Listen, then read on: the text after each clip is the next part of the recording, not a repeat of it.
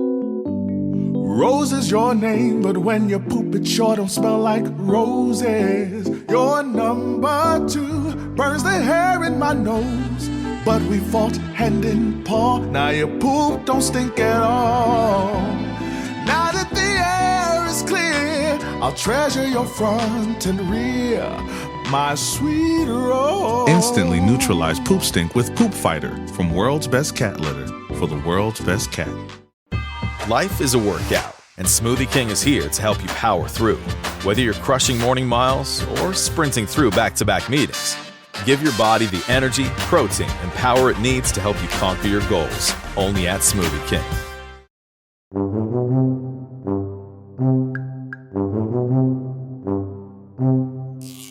Welcome back to Talking Shit, where we are talking all sorts of shit. Schitt's Creek, that is. I'm Jess Sterling, and today we are talking about Season 6, Episode 5, the premiere.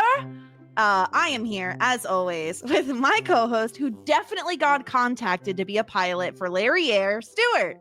Stuart, how are you? How dare you? After last week and my tirade about Larry Air, you dare suggest that I would work for Larry Air? I have a serious question, though. Can you be a pilot if you have to wear glasses? I know you can't if you're, like, colorblind. But if you wear glasses, I'm citing that one thing in Little Miss Sunshine where he finds out he's colorblind and can't do it. That's like my knowledge. Is that where you're drawing from?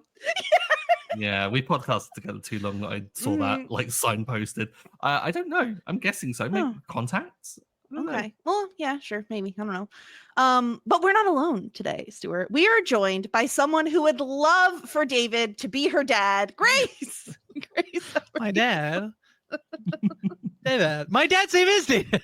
Oh my God, no. Yeah. Okay, I actually didn't know that. I didn't know that. That's incredible, though. Wow. My mom's name is Nora, but I'm gonna say it's actually Noira. Close enough. Noira. Perfect. Yeah, happy to be here. The premiere. So The excited. premiere. I think you have to have a vision that's correctable to 2020, and then you're allowed to be a pilot. That's what I believe. Okay, so you can't be colorblind, but you can be nearsighted. I believe Got so. it. Mhm. Okay, good to know. So we could all be pilots if we really, if we really wanted to. We could all be pilots.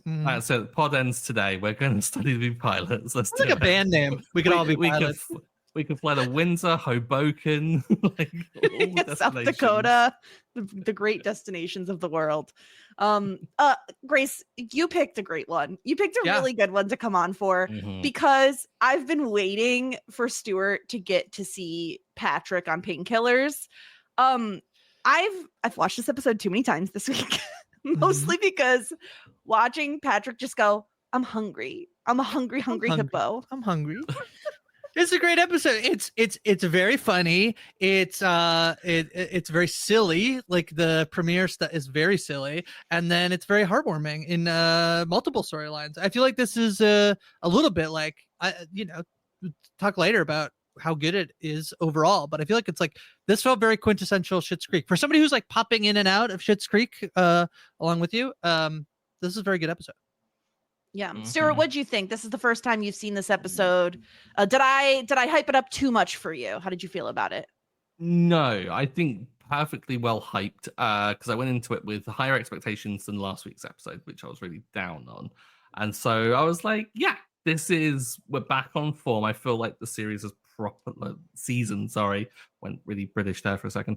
The season's properly like started up and it's got its flow going again. So if it can maintain this pace, I'm gonna be really happy. But this episode was knockout. Really, really high on this episode because it was just, I mean, as high as Patrick was maybe because it was just bonkers. Why are you glassy-eyed, Stuart? Why are your eyes so glassy? Yeah. How did they do it?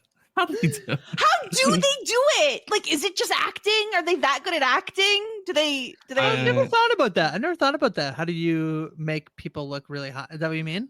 Yeah, because David, I believe, could be just acting because he's doing the like squinty-eyed high person thing, and that you can act. But the glassy eyes, like, is there just drops? Yeah, I assume there has to be stuff you can like put in people's eyes that like blow a bunch of smoke in their face. You know, I don't know if this is the same thing, but you know when you go to the eye doctor and I go to the eye doctor every year because I have diabetes, so I get a free eye exam every year. Not to brag or anything. You're so privileged. Exclusive So club. privileged. Please when brag about your free healthcare too, Grace. You know when Jeez. they put the drops around and then they're dilated and then you can't Yeah. like see like I wonder whether there got to be something that's like not dangerous to put in Yeah. your eyes that you can. If they can make fake cigarettes, then they have to be able to make something to make your eyes look high. Yeah. I think is Yeah, where I stand sure. on it. But yeah, this episode's incredible. I'm excited to talk through all of it. But first, let's do a little bit of a recap for people who didn't rewatch the episode. Though I will say, go watch the episode. It's great. Yeah. Let the crowing commence. Alexis has an idea for a premiere night held in Schitt's Creek. At first, Moira resists, but once Jocelyn shows her an understated rave review from Ornithology Today, Moira gets sucked in and Alexis is forced to get a premiere ready in 4 hours. Ronnie secures a Merlot carpet. Roland has a Crow Guy hookup and also some skinny jeans. And everything is going off without a hitch until they release the crows, and the crows begin dive bombing the crowd, leading to a video of the event going viral. Meanwhile, Patrick has to have his wisdom teeth removed, and in a drug-addled haze, mentions to David how he wants a baby. David confronts Patrick about his new desire for a child, but luckily Patrick was just super high and had watched Bridget Jones' Baby. They decide to both take some painkillers to attend the premiere. Stevie meets Johnny, expecting him to beg her to return to the motel, which she will gladly do, but instead he wants to buy her out to free her up to pursue her other passions.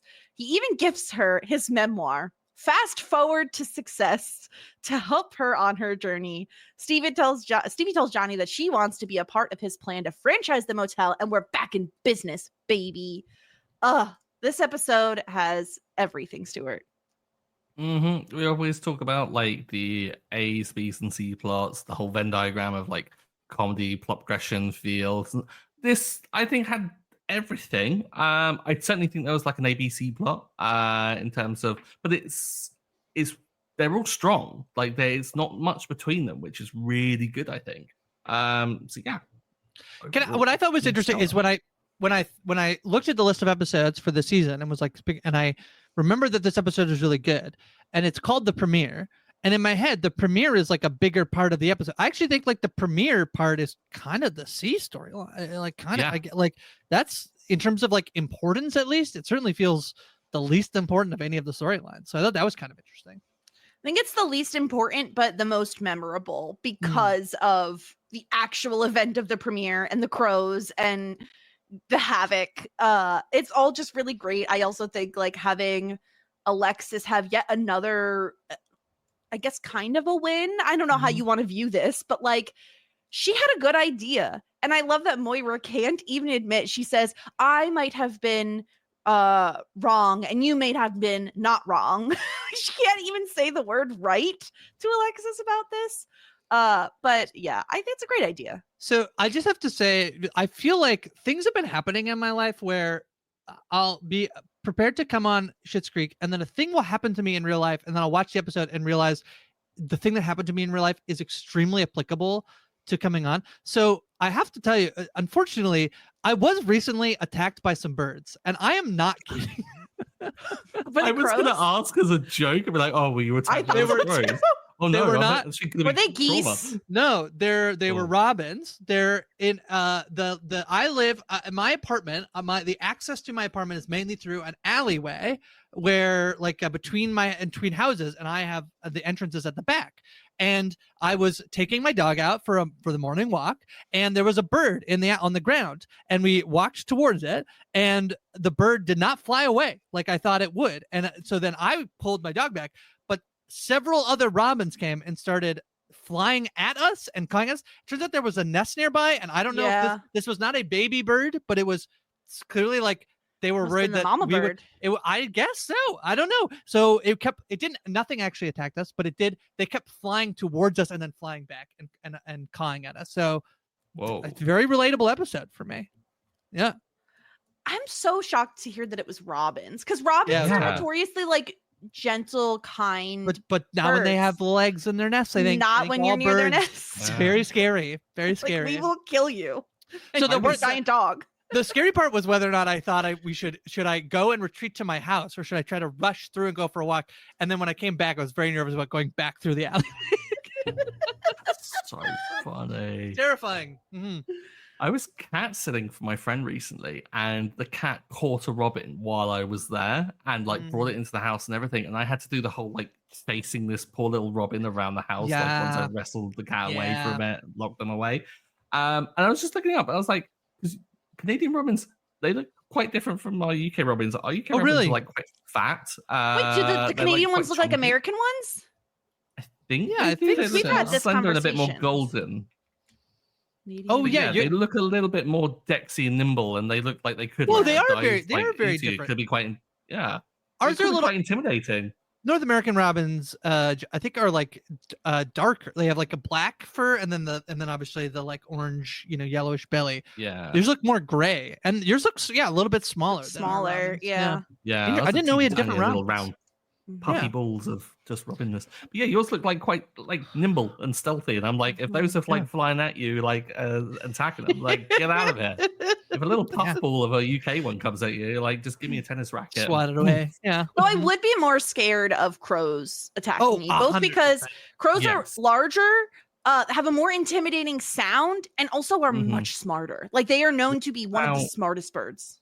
What about painted pigeons though? Like No, would they? seagulls. Yeah, that's Was true. it painted A bunch of Seagulls, these that are was it, painted yeah. seagulls. Yeah. No, I'm less scared of them. Although seagulls are fairly large as well. So Seagulls, I swear, since I was a kid, I swear seagulls have like doubled in size. Like evolution is a thing, people, because they are inflation. getting huge. Well, the other thing too is I Yeah, think as seagulls are cremix like get smaller, seagulls get bigger.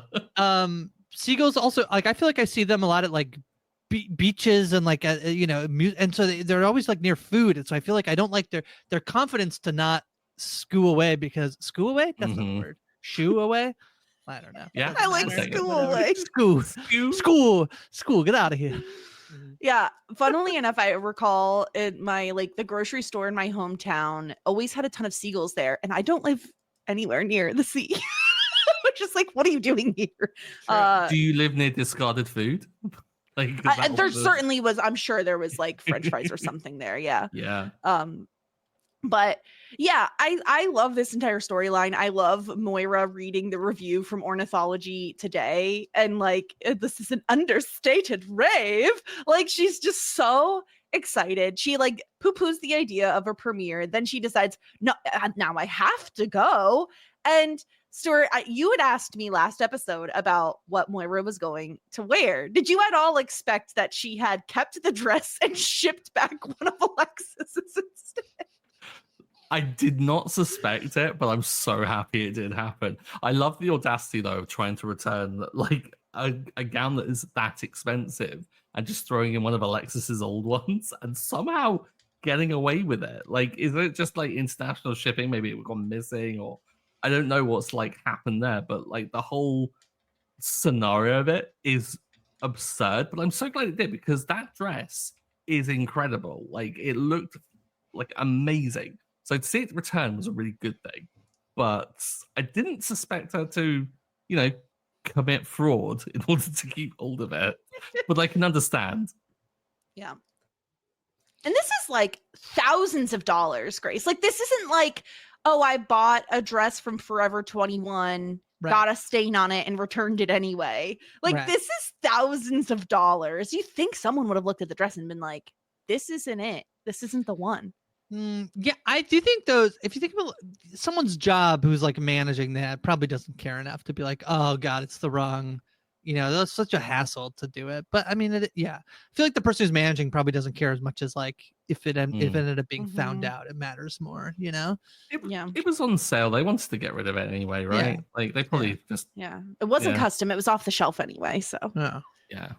Although I will give Jocelyn some credit. I came down very hard on her last episode for not being a supportive friend. Very supportive this episode. She's the one who's like, oh, what was it? Today, this Moira Rose is here. Like, very much Access pretending. Hollywood. That's what Like, I'm I'm star fighting for you. Her and Too Twyla much. both were very supportive, and I loved it. Yeah, I think everyone's Twyla supporting is her. probably the most excited at this whole thing, right? Like Twyla Yes. is the one that seems to be continually enthusiastic. Like Justin's wavered a little bit on the actual content of the film, but Twyla's like always the one like to ask the questions, to be like excited. Twyla's just a good egg. Mm-hmm. I love Yeah. it. Agreed. Yeah. So Alexis is in charge of kind of getting this premiere ready. So she has to get a red carpet. Ronnie has an old Merlot carpet from a church flooding. She has just like, yikes. Roland in skinny jeans is like truly nothing I ever need to see. I'm happy we really didn't have a full body shot of him, at least not that I noticed. Because why, Roland? Why? The donk could have been donking. Like, How you don't know. absolutely dare you? See, I how do we feel about the supposed the demise of skinny jeans? Because I love skinny jeans. They're the best jeans. I think You I'm, like I'm it, Stuart? so glad it's No. over. So glad. No. I'm more pro skinny jeans for like winter because they're easier to tuck into boots. Right. Than like a flare leg or boot cut or Mhm. baggy, whatever. But like I'm kind of just out on jeans in general. Oh, so. really? I love Well, jeans. because like you know what, life's too short to be uncomfortable. I just like leggings or Fair enough. something else, not linen pants, never jeans anymore. What about Stuart, what is this? jeggings? What about like the halfway house, like between I just them? love those as well. Yeah. I never owned a pair of jeggings. Maybe so I that's it. couldn't- Maybe that will make them comfortable for you. I don't know. I appreciate like the kind of like baggy jeans. Makes me feel nostalgic. Makes me feel like Mhm. I'm like in high school again. I'm like, 'cause that's just all I wore back then. So like, yeah, and the death of skinny jeans is not going to be something I'm going to particularly miss. Maybe Yeah. because now it means that the shelves are filled with jeans that are like, yes, my Yeah, but people the have problem returned. is if we're getting rid of skinny jeans to bring back low rise jeans, absolutely not. No, we don't need that. Okay. Like I've been Yeah. through my muffin top era and I don't need to relive it. Thank you. I feel like the nostalgia like thing of like, because we went through a phase of like recreating the 80s and now we're like 90s and it's gonna drift towards the noughties. I think every time we kind of like learn mistakes from the past and like kind of take the best aspects of it, so maybe the low rises won't make an appearance. But does that mean that, I don't know, are we gonna like, are they gonna keep like the Von Dutch hats and like all of that stuff that like made it around in the noughties? Don't remember those? Like the I'm weird trucker Googling what hat? a trucker hat. Okay. I know what Yeah. that is. Yeah, I had to just Google it. remember that I've being not on heard brand. of them as a Von Dutch hat. Me before. neither. That's a new phrasing for me. Trucker It's hat. a trucker, Yeah, a it's trucker toque. Yeah, Stuart, that's a trucker hat right there. You get it. Yeah. That's not a toque. That's not a toque. Come on. Everything's a toque to us. No, it's not. So yeah, I love Ronnie walking the red carpet. Oh, honey. I can't get over her. I love her so much. Have you folks the theory that Jocelyn wrote the Ornithology Today review? Have you heard this? What? Yeah. No. So last week, the episode before, they set up that she's a really great writer, right? Yeah. And then she's the one who finds the review and reads it. This is a theory go online that Honestly, it Jocelyn makes her an wrote even the better review. friend. if I she know, did. right? Isn't that so Because she nice? also invites the reporter, right, from like Elmdale to come to the Mhm. premiere. Jocelyn, you're really coming around now. I guess I You don't know how she really- got something in Ornithology Today, but people on the Reddit seem to believe. I mean, that's with Ornithology Right. Today, I would fully believe if she just reached out and was like, "Oh, I wrote a piece on the crowing. Right. Do you want to publish it?" And they'd be like, Right. "Yeah, sure." It's Ornithology Today. Like, I are they like that the idea selective? though that she submitted what she wrote up for Moira in the last episode. You know, the really gushing kind of like review of the trailer. She sent that into them, and they've just taken it as just really good. Yeah. Mhm. Like, they just Yeah. edited it down to that.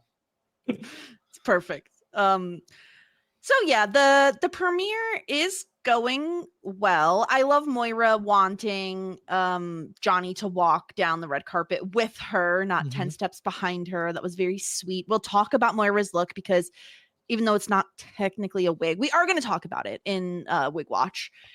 But the actual moment that the crows just start dive bombing the crowd and David and Patrick are just like mesmerized. It's so good. It's everything. Yeah. Is it like David is like, this is cool? Or, like, I can't remember what he said. Like, he seems to Well, then react at the end he goes, "What the fuck?" Yeah. Which is also great. Yeah. It's so funny. Yeah, perfect thing to happen at the Croning premiere is for the crows / painted seagulls to be dive bombing all the people on the red carpet. Yeah. Stuart, I want to know what your predictions are for the fallout of this, because obviously we see at the end of the episode that the video has gone quite viral. It looks like 35,000 views or something like that, right? Certainly, like going viral is going to seriously help like spread the word of it, and I think that disaster is just only going to lend itself to making this become a bit of a cult classic. I am convinced it's going to be. Like, I think there are going to be some like Croning fans, like obsessives.Maybe one's going to turn up to like town and just be like, "Oh, it's Moira Rose," and she's like, "Oh yeah, from Sunrise Bay," and he's like, "No, the Croning," and I can absolutely see that being a thing, because this is absolute like cult film fodder. This has like the vibe of The Room, which I like. We have screenings of it over here where like people throw plastic spoons at the screen when it's going on. Tommy Wiseau, who's like in it, does like Q&As before it and stuff. And he's back next month after like a really long delay, and I'm really tempted to go get tickets despite having gone to it many times before. I can see it being one of those. And if Moira gets on that like convention circuit like she was before, and it gets on this like cult film circuit, maybe like she does screenings of it, I mean, like Moira can make some bank on that, surely. Because if it spreads like globally, at least, maybe. I feel like especially Moira's costuming in the movie is just like so easy to do, like not Comic-Con, what is it called? Cosplay.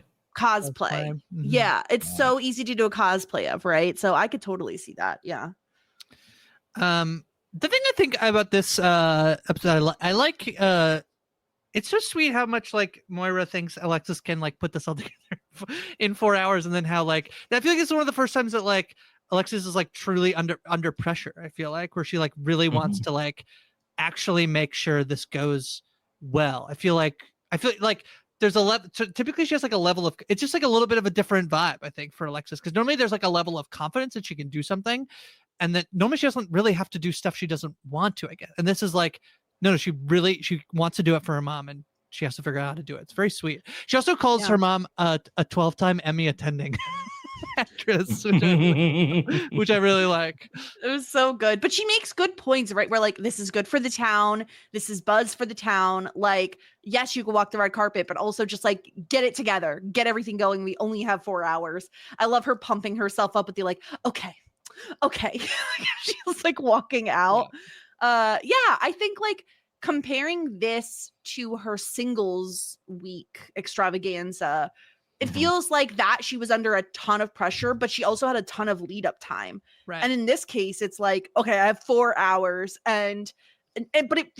she rolls with the punches very easily. I feel like she handles herself very well. Also, she looks incredible this entire episode. Well, but I think like this is the 6th season of the show, last season of the show. It's very sweet to see that like two things. One is that like it's the roses, and like yes, like I feel like that's very, like the first episode I came on for is like kind of how cute they are as a family. They're dancing, like they do love each other, they do try to help each other. And then the other thing is like the thing that Alexis does to make this happen is like rally the community, with this place that they bought as a joke. And like obviously that's like we were like well established to the point that like yes, they love this town and they're there for the people, but like this is the way in which they continue to like show up for each other, the roses and the town of Schitt's Creek. It's very sweet. Yeah, I think Alexis's growth with like doing things for the community is really like, you have to, I think, take the reading of it, like, and because we've had it where she's talking about like going away with like Ted on the trip and stuff, and then she like is getting nervous, and then it's like, you're gonna be homesick, like you're feeling like you're gonna miss them, and I don't think she quite realizes it. And I think that also like it speaks to her being like incredibly clever, because like the singles week thing had a lot of buy-in from obviously the town because it was pre-approved by them, and it was Moira basically appropriating the idea and then winning it over in that way.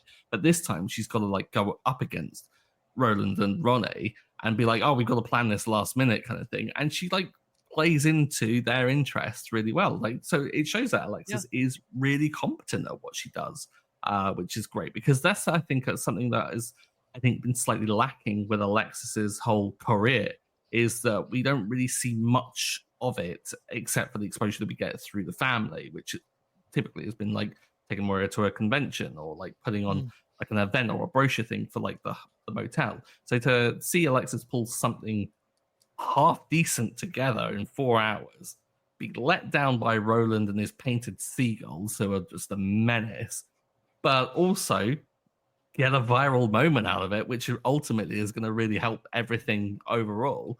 I think it's just, it's a testament to Alexis actually being really good at her job, which is nice to see, because I don't want to see the family be buffoons all the time. It's nice to see them succeed in this last season. I also love her insult to David of lick rust. Classic. So good. Lick rust. Not as good as eat glass, I don't think, but I do like lick rust. I think it works well. Okay, it's been 25 minutes. I need to talk about Patrick. David, I'm hungry. I'm a hungry hippo. Can you make me a lasagna, David? It's just, it's great. It's so perfect. Yeah, it's very fun. It's very fun. I love him Patrick. so much. It's I think the best. David trying to shut him up. Oh yeah. My favorite thing about the whole "can you make me a lasagna, David?" is just David laughing, like instinctually going, imagine. Like he can't make anything. He can't make enchiladas. Lasagna? Absolutely not. Lasagna is very labor intensive. There's just no chance at all. I love this. I also love what we hear about the Uber ride back, where Patrick was just shouting wrong directions at the Uber driver. Are people still obsessed with their Uber ratings? Like, is that still a thing? I remember when they went through a time where everyone seemed to be obsessed with theirs. Like, oh, I'm a 4.9. And now I'm like, I'm not sure if people care anymore. I think as long as you can still get an Uber, then you probably don't care. Yeah. I don't think I take Ubers enough to care about my Uber rating. I love this. Is just, I mean, I had surgery last year, and I was like very worried. Just, not that I would say anything like, whatever, but like I just didn't like the idea of not being in control when I like woke up high on pain meds. And Patrick is so sweet when he's like talking about how handsome David is. It's so cute. Little Patrick. Yeah, he's sweet. It's so why is your skin so perfect? And David is like trying to shut him up, and he's like, "Oh, okay. Well, like it's just a 9-step regimen twice a day. No big deal." Which 9 steps? Like, listen, I've watched beauty YouTubers. Like, sure, there are some longer, there's longer skincare regimens, but 9, like I'm okay, clean. There's like a cleanser, a toner, a moisturizer. Like I kept thinking like it's like 5, and I'm like thinking about a lot of the extra things you're putting on your face. 9 is a lot. It must take him so long. He has great skin. Yeah, worth it. Stuart's face. I wash my face, and then I sometimes put moisturizer on. Big same. I'm like, wash the face, maybe put on some SPF if it's really sunny. But yeah, that's all I got. But yeah, I love Patrick. I love Hilo Patrick. I love you. Would be a great dad. I wish you were my dad. And Patrick is a very sweet dad. We met him. Also, we met his dad. His dad is very sweet. Yeah, incredibly. Do you think that that's legit though? Do you think it is just high talk, or is it that something that maybe like? I think he is 1000% because he just watched Bridget Jones's Baby. Like whatever you most recently watched is going to stick in your head, especially if you're like going under and then you're on pain meds. Yeah, I mean maybe in the back of it. I think Patrick strikes me as the sort of person who like, if David was down to have a kid, Patrick would be all in and be like, yeah, okay. But because David doesn't want a kid, he's like, I don't care. Like, I don't want it that badly where I don't want to be with you because of a kid. Yeah. This is so good. This is such an adult conversation. It's so good because it's not saying like you have to actually, like if you are with somebody who doesn't want to have a kid, you then also have to not want to have a kid. You can also like, I just think I don't know. I think like an older sitcom would have just portrayed this so differently. And honestly, it would have been to the point of a storyline where like, you know, by the end of this, it would have been more like, oh, like David wants, like now David is going to want to, like he realizes now that like because Patrick would have wanted a kid, he was going to want to have a kid. I just think this is so mature for them to be able to like communicate openly. And yeah, I think that like Patrick is like extra incepted with the idea of like a baby at this particular moment because he watched Bridget Jones' Baby just before he went under. But at the same time, it's okay for, you know, Patrick to be like, yeah, like I always thought I would have wanted a kid, but it's having a kid is not more important than like, you know, being with David. And so that's what like everyone makes these choices, I think, in relationships and in life. So I think it's really great. Yeah. And I like that David brings it up to him as soon as he is 100% not completely high. As he like, I want to talk about this rather than not addressing it and having these like lingering resentments or just like uncomfortability. He confronts it head on in a very mature way, in a way that, like you were saying, Grace, most sitcoms won't do. And they'd have this be like, the joke would go on way too long and to the point where it wouldn't be funny anymore. And David would go talk to somebody else. Like he'd have a conversation with like Alexis about like, oh my God, Patrick wants to have a baby. I don't know what to do. And then they'd like, you know, it's just not that miscommunication thing. It's really good. Yeah. Patrick saying, I don't want to undermine the significance of this conversation, but I was watching Bridget Jones's Baby. Like, it's all really good, especially when he's like, oh, you got that big heart. Look at that. It's beating so fast. Like, it's so good. The other thing about like, I think in terms of when you're queer, you have to also like parse out like what were the things that were your dreams because you thought that's what you were supposed to do versus what you actually want. And like that can get very confusing when you come out, where you're like, is that a thing that I only thought and did because I thought I needed to do that, but actually it is a part, you know what I mean? Like, and I feel like Patrick is not that far out of being in the closet, that I think is like, it's very fair for him to like have complicated feelings about having children, you know? Yeah, definitely. There's so much like projection that comes with like certain gender roles and things as well. And then like kind of, I think taking other people's expectations and then you realizing like sort of living your truth. And then you're like, well, I've not even really thought about that because I've already had other people's projections onto me about it. Right. So it's been like their ideas for it. So it's interesting, to see that. Yeah. It's really funny though, because in the beginning, obviously he goes 2 years ago, I thought I'd have a wife and kid at this point. So it's funny how they kind of like seeded that in of like, clearly subconsciously, like he's thinking kid because he's watched Bridget Jones's Kid like as well. Like that makes kind of sense, which is a nice little touch to the writing, which I thought was quite interesting. Because I imagine if he wanted a kid or like it was gonna be a talking point, it would have come out at that point in the car ride, which I think was probably explaining how it kind of all works and things. I don't understand why his car is that bad. That seems like a really un-Patrick thing to have a death trap of a car, though. He drives a Toyota Corolla, and my assumption is just that it's on the older side, and that he won't because he is a very logical, practical person. I think he's like, I don't want to spend the money right now on a new car. So we're going from that end. I'm thinking like Uber safe, kind of like. It's a Toyota Corolla. I don't think it's an unsafe car. Yeah, this isn't like a sports. So it's just David being a bit judgy. It's David. David, who doesn't even own a vehicle. Yeah, I don't know that I trust David. I'm a quarter of a vehicle, technically. Yeah. No. Yeah, I don't know if I'm like trusting David's perception of what a unsafe or safe car is. Yeah. You know? Oh, you don't drive a Lexus? Can't be safe. Alexis is his sister. Jess. Yeah. Drives a little bit of a Lexus. You've been doing this show for 6 seasons? Still haven't learned her name. Don't know which I know. Just like Moira. I drove a Corolla before I got my newest car, and my husband still drives a Toyota Corolla, so I'm pretty familiar with the car. Every time I see Patrick's car, it makes me a little giddy because I'm like, oh, I used to have that car. It's a very practical vehicle, I would say.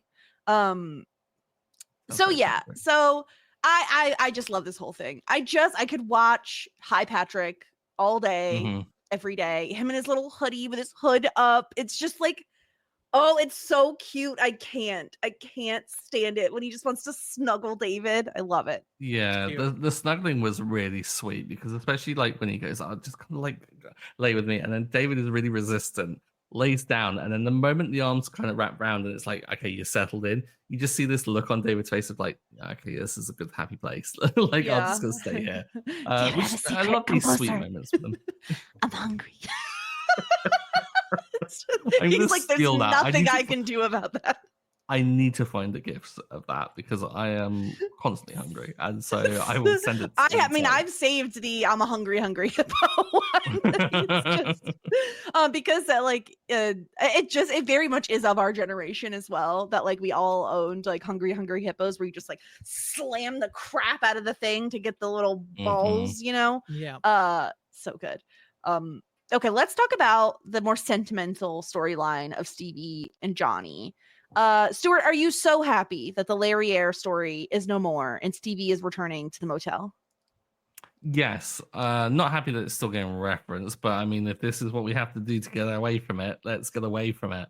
Yeah, I'm finally glad that we get a little bit of Stevie. Like I don't know, not feeling lost. I don't like seeing Stevie kind of like wandering like a bit aimlessly and not really knowing what she wants for herself.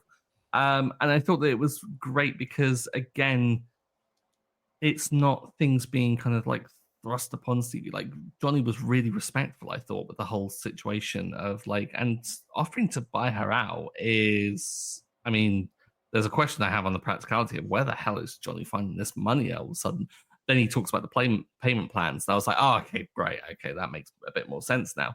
But like for Johnny to think about that, and like, yeah, he's framing it more in a kind of positive way that Stevie's going to go along with. So he frames it as like the whole taking away the burden of it, when really it's kind of slightly a control thing, and it's probably going to help with things like bank loans and stuff like that. But ultimately, I think there is a real aspect of Johnny trying to do a good thing for a friend here, and which is like kind of to not have this big weight for Stevie to kind of feel that she kind of has to deal with in any way, shape, or form. And so for Stevie then to be given a full out, like a way of like getting out, taking some money, or at least getting something that might help with like traveling or like a new career, being offered it, and then to choose to stay because it's her choice, I thought was really good. I'm really happy about that. Mostly because of Larry Air, but also because of this. I love that Johnny does this. I think you're right. There is like a practical side of it of he will own the business. He will be able to use it as equity, you know, as an asset if he needs a future loan, maybe to renovate the place, right? Like there are reasons for him to want to do this for business, on the business side of things. But also, it is a kind gesture to allow Stevie the time to make a decision on what she wants to do, because she would have money coming in, not all at once, but in a manageable way that he can manage, and that for her would be enough for her to get by. I think it comes off even more sentimental because he gives the book, which is like so ridiculous in 90s and or 80s or whatever, you know, it's so dated, you know, like the VHS on it, but like his little note in it is so freaking sweet. Like it makes me want to die. He's so cute. He says, wishing you happiness in your bright future, your partner Johnny Rose. Stop it. It's so freaking, I love them together. It's great. I just think they're the best together. I love them.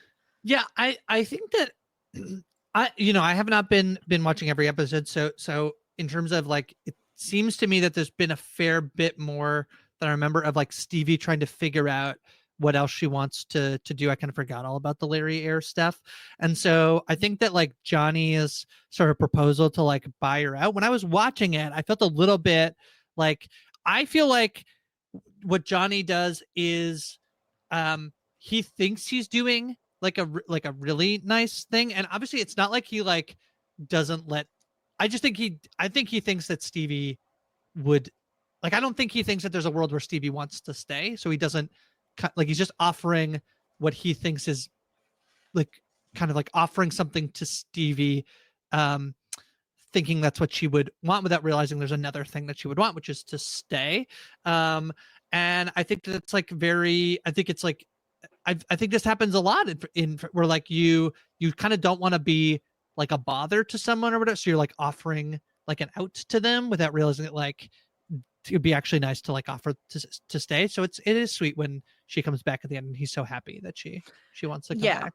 Yeah, you can tell that's what he wanted, right? Like, first of all, the technology stuff, definitely not Johnny's forte. And like, I think it's safe to assume it's not Roland's either. So they really do need someone who's able to open a file on a computer. Which is like, Johnny, how did you get by for so many years? Sometimes when I'm at work, it was right there. When I'm at work and people think that I'm good with tech, but then I say, actually, the way I'm good with tech is that like I can help my parents with their iPad or their TV, you know, but like not real actual tech. And I feel like I could be very helpful to Johnny, and he would think I was so good at technology, you know? Yeah. I'm not that good at tech. Anyone born not in like True. the Stone Age as Johnny seemingly was would be able to help with tech. Like, anyone that can follow basic instructions of the post, I don't know, I'm really triggered by I can't deal with this. I like deal with people being obstinate with tech. It literally, the post-it says like click file, click open. Like, it's like the most basic thing. Yeah. But he's so happy when she says she wants to come back. And I love that they're both just like so awkward about the fact that, yes, they're business partners, but they're friends too. Like, they're practically family at this point, but neither one of them is really like a hugger, right? Like, they're both like a little awkward about stuff. So when he offers her the handshake, it's so adorable. It's so endearing. I just love them. I love underrated Schitt's Creek pair, maybe most underrated. It might be the most underrated pairing. Yeah, because there's a lot of other pairs that you would point to be like, oh, this is the best one. Yeah, and no one really talks about. I remember when Stevie. Yeah, I remember when this first started up, when they first started to be in business together, and I was saying to Stuart, I was like, I'm so happy we're here because I love Johnny and Stevie together. Yeah. They're both they're just a little awkward, and I love them so much. And I love immediately him being like, well, Roland owns the other motel. And she's like, please, can we not? Like, I'm actually really excited about this. It's very sentimental. It was incredibly sweet, but also, are we just going to let Johnny get away with how inadvertently rude he was about Stevie's apartment? Like, I feel the need to clean up, and it's like, you live in a motel, sir. Exactly. Their side, though, to be fair, is pretty well kept. I feel like the Johnny Moira side, I feel like is. I think it's just her style. Like, she has like, because I was looking at it after, and she has like milk crates with like stuff in that. It's just her style. It's like rustic. She's got a lot of shit. Rustic. Yeah, it's just things. And she lives in like a studio apartment, you know, like there's not exactly a ton of space to just have stuff. I think it's okay to know that, like, I feel like sometimes my apartments, and I feel like I live very similarly to Stevie, which is like, it's not like I'll like, sometimes I'll this is a pastime that I do, which is, I don't know if either of you do this, but do you immediately look up any house that's for sale and look inside of it in your neighborhood? Do you do that? Yeah, I've done that. Yeah. Yeah. And then I'd be like, wow, that's really clean. And obviously those are like staged houses, but like sometimes I'm like, wow, do they live like that all the time? And I'm like, that's not how I live. I do not live that clean, that level of clean all the time, but it's not dirty. It's just like, I have a lot of, I feel like my house is cluttered more than it is like dirty. But on the other hand, I think it's incredibly rude the way Johnny, like, don't say those things, Johnny. Just don't say. I'm glad you didn't feel the need to clean up on my account. Yeah. What? Rude. Don't say that. Bad. I would be so embarrassed if someone came into my home and said that, because I pride myself on, like, if a person were to stop by, which don't do that. I don't like it. But if a person were to just stop by, I wouldn't feel ashamed to like have them in my home. I would like Right. to prepare. I would love to know if I'm having guests so that I can do the extra step of like dusting, or, you know, as usual, there's like our kitchen table tends to be a little bit of a catch-all. There's always like mail or something on the table that I would clean up if I knew we were having guests. But if someone were to stop by, I wouldn't fully panic beyond the fact that someone is stopping by unannounced. Have you seen that TikTok that says the best favor that you can do for your ADD friends is to just text them and say, "I'll be over in an hour," I'll be over in an hour. Is it randomly, clean up? and then they clean up frantically Yeah. and they just never turn up. That's it. I don't so have a mean. deadline to clean up the clutter. There's no reason to, you know? Yeah. Yeah. Oh, nightmare. But Grace yeah, will be don't do over a in an drop hour. I got it. Oh my god. Yeah, it's not great what Johnny does. It's not great. It feels like a dad thing to do almost. Like, go clean your room. Every once in a- yeah, Yeah. he's just putting his foot in his mouth that he tends to do. Like, and there's no harm meant by it or anything like that. If anything, he is trying to, like, I don't know, just say something to, you know, lighten the mood a little bit, and just as per usual, Make it less just awkward, yeah. fumbles. Yeah, bless him. Every once in a while, even though I said earlier, this episode is like, oh, they're like a part of Schitt's Creek, and they like all come together to do the premiere. Every once in a while, you're like, oh yeah, they used to be like super rich, and they're, you know, they're like, they're the Roses, you know, they're the Roses. Yeah. Mm-hmm. Anything else before we get into some feedback? I just had to remark on the epic burn of David to Stevie of just why he dressed like a limo driver. Funniest fucking line of the episode for me. I cackled, and to say that was the funniest line when there was like hungry hippo and like every just is it's up there. I didn't see it coming, and it really spoke to like David and the barriers being down, and just like, you know, the filter being off. Really made me chuckle. My favorite is still I'm a hungry hippo, because you know, I'm hungry. I mean, of course.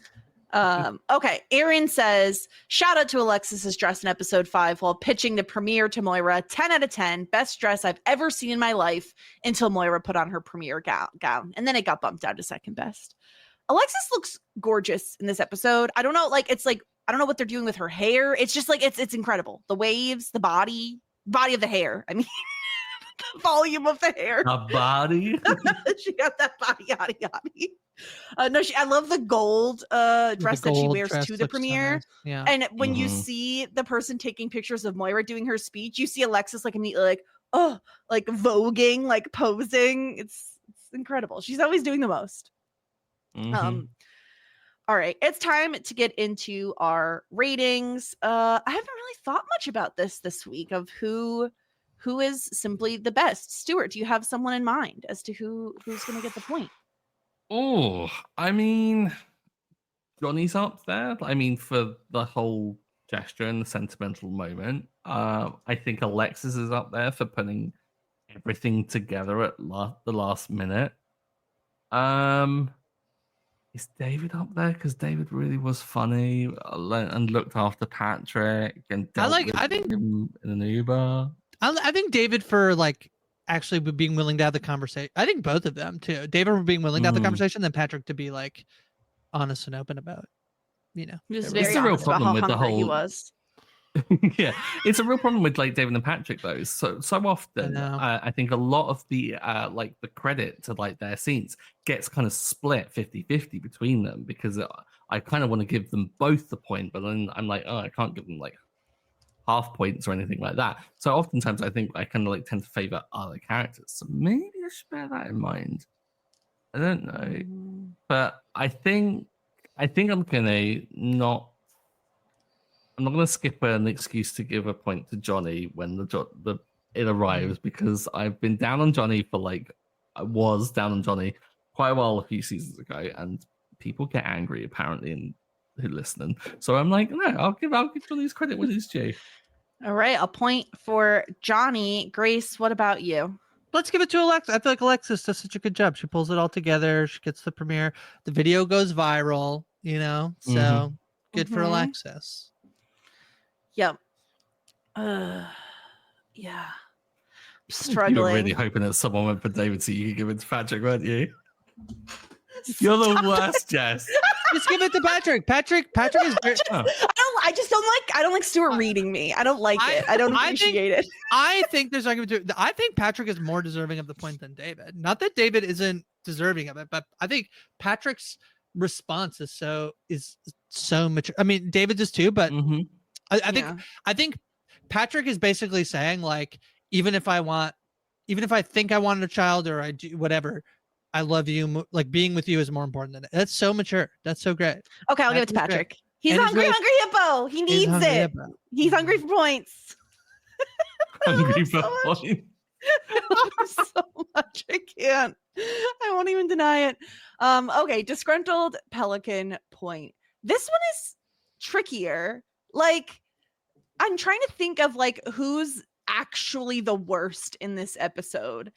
And like Roland doesn't do anything bad. Maybe the hookup with the crow guy is bad, but like isn't it on the crow guy or is it on Roland that like I the think crow it's on stuff the crow goes- guy.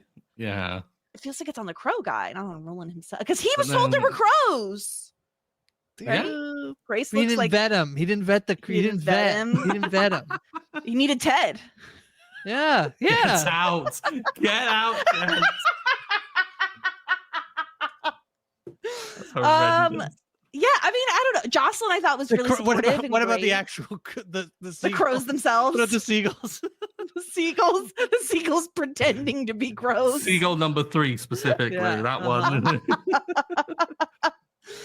It's just hard, right? It's not. There's not a. This is this is the type of show though that I think this is, like, for the most part. I don't know if my impression is that like maybe this has happened more often, that like there is not like even like the people who are the worst, like sometimes are redeemed in some, like the show is very Sure. the show is very optimistic, you know what I mean, about Yeah, about but I people. usually can get a good hating into people to give them negative points. Yeah, we tend to overlook the redeeming qualities. We're like, no, you did a bad thing. You were awful. Cancel. well then the one you could give it to is Johnny is very rude. Oh That's no! No, it's a really valid point. could I be think both. Johnny could be in No. contention. I think Yeah. Ronnie could be in contention for the whole like carpet hogging and delaying the whole like premiere thing. Who else could be? Moira for asking so much on Alexis That's at such true. last minute. That is Yeah. Committing fraud when keeping that dress. Not great. Has Moira ever got a disgruntled pelican vote? Yeah, she thing, definitely yeah. has. It does not happen often. We overlook her faults probably Yeah. way too much, but she definitely has. Yeah. Yeah, I'm seeing a bunch of negatives. Okay. It's just rare because we love her so much. yeah. Mm-hmm. This one I really is tough. I feel like I'm going with Grace in terms of vetting the crows, right? Like if Yeah. if Roland's assignment is you have the crow connect and your crow guy brings seagulls, I feel like that's on you. It's your fault. I agree. And also the skinny jeans thing is Oh, and the not skinny great. Oh yeah, skinny jeans, Roland. So I'm gonna give the disgruntled pelican point, which is very funny because it is another bird. That's true. To Roland. What about you, Stuart? Where are you going with yours? Yeah, I'm gonna go Roland. Skinny jeans. Okay, Grace. That feels like a lot of points for Roland, you know? Like Yeah, 3 you points can for spread the wealth if you want. I will say he is the default. Like when He we're struggling, he usually has the Roland. most. Yeah, it's like someone it's not even cracking a dent in his overall score, so it's fine. Okay, I'll give it to Roland. All right, three for Roland. I was tempted to give it to Johnny. That was my but Then I'll- you would I'll- just be minusing out the one that Stuart gave. I know. Okay, this let's happens. talk through it's wig watch time, and even though we don't have a wig, we do have an ensemble. So good. And now, Stuart, I want to ask you because I know Grace and I know the answer to this. Stuart, what do you think the crown on Moira's head is made of? Am I meant to know an actual answer for this? No, you definitely are not. Oh, a lamp? No. I don't know. It looks like a... No, it's much simpler. So one of the people on the show, like the costuming people, made this out of zip ties, and they spray painted it. Really? Isn't Yeah. that cool? It is cool. Wow, that's Yeah. really good. It's one of my favorite like headpieces that Moira wears throughout the entire series. Is this like crown that she has? Yeah, on. I was gonna say like it suits the outfit perfectly. It Mhm. looks kind of really I don't know, regal and plush. I never would have guessed it would be zip ties. That's wild. Yeah. I'm Yeah, they pretty must break into them. sure that a lot of her like jewelry and like designer like I think it was bought like online, like they like Thrift stores thrift and store and a lot of Etsy it and stuff. is Mm. vintage. Yeah. Yeah. Yeah. They like specifically would go, like, I know Dan Levy specifically would be involved in like hunting Yeah. down pieces for Moira to wear. And the dress is like absolutely stunning. It's perfect. I'm so happy that she committed fraud to keep it. Because I just think it's the best. Also, can I just shout out, because in the same image the snippet that I took, this crow guy, could he have tried a little bit more? Like, he's wearing a t-shirt, like my guy. This is a premiere. Yeah. A premiere. That's 4 hours. It's very in Schitt's Creek though. 4 hours. Yeah, and he's a crow guy, I guess. So, yeah. But yeah, I love the headpiece. Her hair also looks very like Hollywood. She looks great. I love her.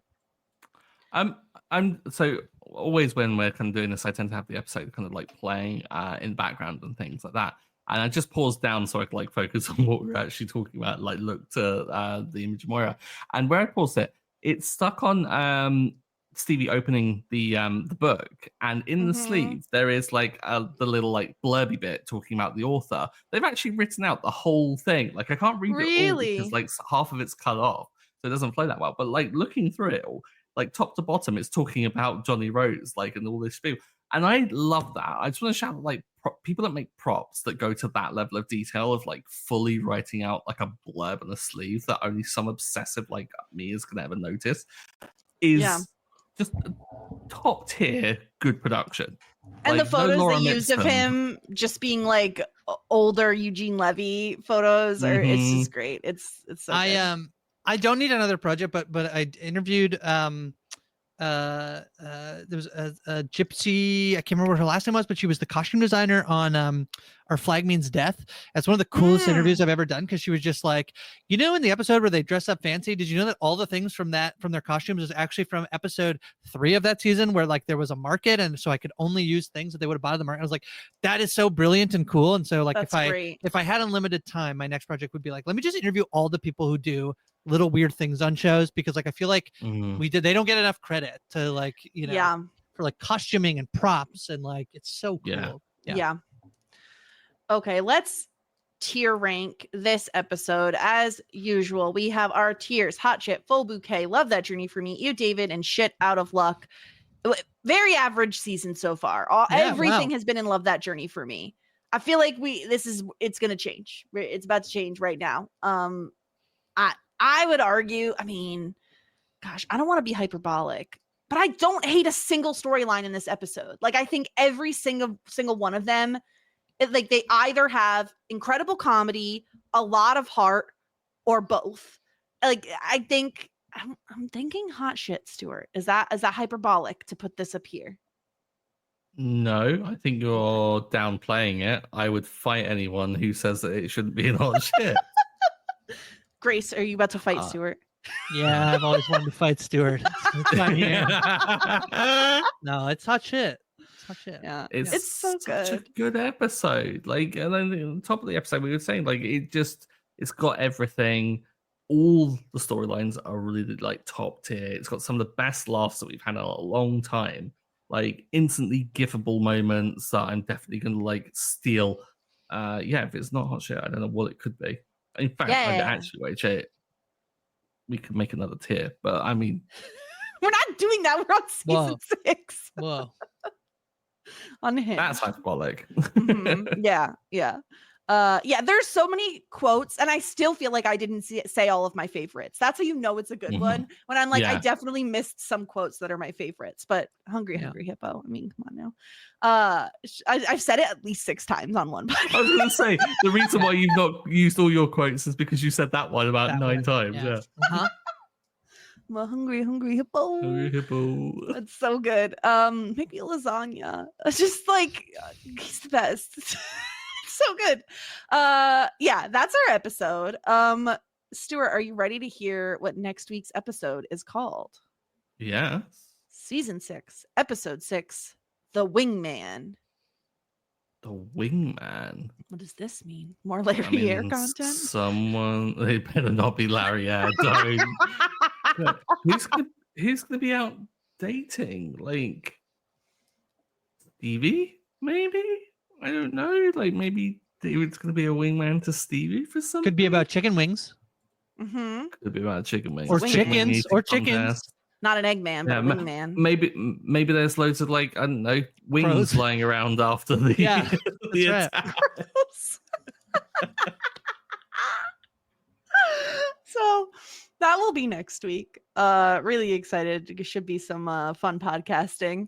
But in the meantime, Grace, thank you so much for Oh, joining us yet thanks for again having on me this on. podcast. Tell the Mhm. people what you have going on, because you got a movie situation happening. Yeah, I started a new movie. Yeah, I started a new project. Mhm. As before I was saying, I have too many projects, but that's fine. So I am doing This Century in Cinema over on the Crying Laughing podcast feed. So Ariel and Amanda have rented out their space for me. So every Thursday, I am recapping one of the movies on the New York Times top 100 films of the 21st century, going from 100 down to 1. So I've done Superbad with Ariel and Memories of a Murder with Zach Brooks, and I'll just keep on going. So yeah, very fun project. I just think that list spoke to me, so I'm very excited to Mhm. rewatch a bunch of them, and some of them are new. So yeah, and then I'm on social media at Hi from Grace, writing for Parade, obviously the Tastemakers on RHAP, and all sorts of other stuff. So yeah, thanks for having me on.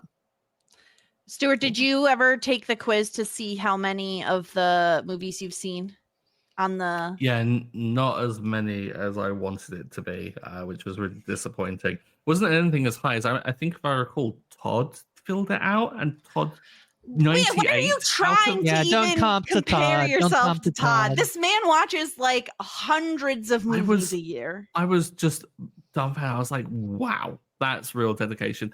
I mean, Grace is going to be 100 out of 100. I will be 100. Yeah, So that, in 2 years.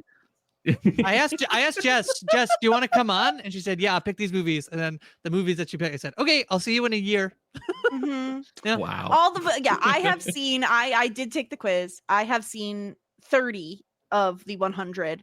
And then my husband very quickly reminded me, actually, one of those movies you only watched like half of it and you didn't like it, so you stopped watching.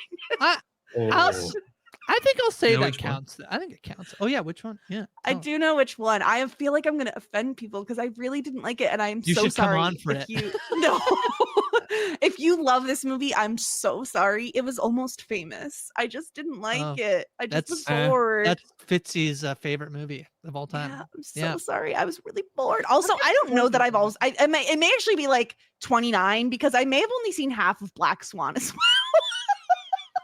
But I was like, I recall seeing it. I So- remember seeing Black Swan at 2 a.m. in a cinema in Croydon, and walking out of the cinema at like 4:30 a.m. and just going, that's a bit much, and now I've got to go to sleep soon. Oh, I don't think that's. And then you got attacked by crows. Swans.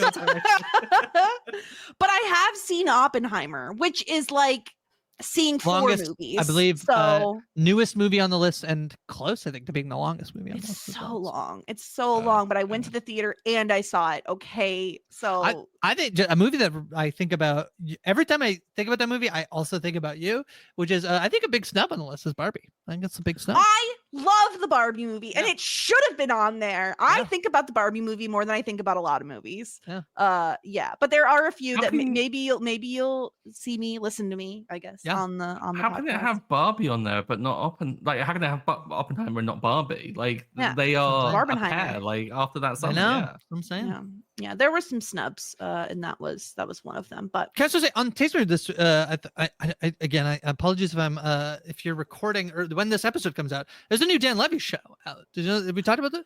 Did you know this we is a new did Dan not. Levy show? But yeah, there is a new Dan I'm Levy so glad. show. Standing by. It's about Mhm. guardian angels. It's animated. It's interesting. Yeah. He's starring it. Created it. He did both. I I can't think remember. both. I think usually both with him. A new Dan Levy project in 2025. Also So fun. relevant to your interests, Grace. I just saw the trailer for the spin-off of The Office called The Paper. The Paper saw it today And as well. I recognize. I mean, I Mm. recognized a lot of faces, but I recognized one face in particular. I was like, "That's freaking Tim Key from Taskmaster." Tim Key, I'm so excited. I think he's going to be a very, Like, very good in the role that what? they cast him on. It's very. He's had quite the year. He's been in what's the movie? Stuart, did you watch the movie where he's like he invites the singers who used to be like a duet singers, but they've divorced. He invites them both to his Ballad of The one Willis on- Island. The Ballad of Wallace Island. Wallace Island. He's very Oh, good. no, He's was man. like in like 3 big movies this year. So Good Tim for Key Tim Key. breaking out. Love Yeah. that. Yeah, I saw that. I was like, I know that guy. I mean, I recognize Cheeky a lot little of people, Tim but Key. I love him. He is cheeky Yeah. little fella. Love him. Official task consultant on Taskmaster, actually. Yeah. I mean, that makes sense. That tracks. Yeah. Yeah, that's great. Yeah, I think that's about everything. Go check out Shit 90 Shows Taught Me. I have one more Felicity podcast, and then we are done with that show. And Buffy, we're gonna truck on into season 5. So we are zooming along. Season 4, best season of Buffy so far. And I don't care what the haters say. It was great. I loved it. So yeah, that is vibes. It's a vibes season. Stuart, anything you want to tell the people about before we get on out of here? No, I mean, like last week we kind of like teased possible project we're working on. We're recording this the next day, so not much has advanced with that. Not much has changed. Hilarious. But yeah, Oh still gosh. cool. Yeah. So we'll be back next week with season 6, episode 6. And until then, everyone, warmest regards. And best wishes.